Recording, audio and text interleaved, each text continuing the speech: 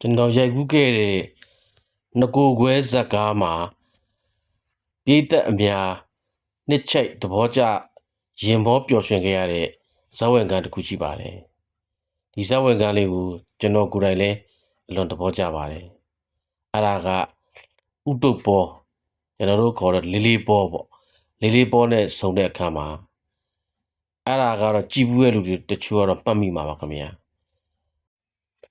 မနေ့ပိုင်းခေါင်းငတ်ဆိုင်နဲ့လမ်းလျှောက်လာတဲ့လေးလေးပေါ်ကိုမြင်တဲ့အချိန်မှာကျွန်တော်ကအခုလိုမျိုး cycle ကို position ပြောင်းပြီးစီးလိုက်ပါတယ်ဒီဇက်ဝင်ကန်းကဇကားရဲ့စာရန်ထူးပြီးတာနဲ့ပထမဆုံးမြင်တွေ့ရတဲ့ဇက်ဝင်ကန်းဖြစ်ပါတယ်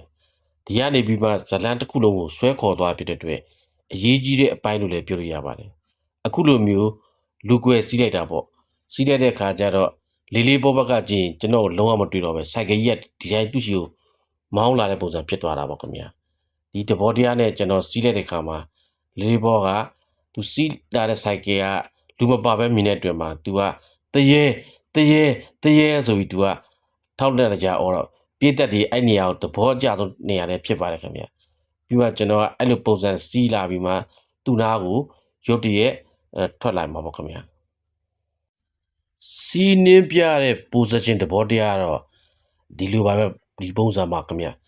ဒါကတော့ Kawasaki EN 400အကောင်ကြီး cycle ပါပဲသဘောတရားတစ်ခုမတူတာကတော့ကျွန်တော် Yamaha TTR တော့သူ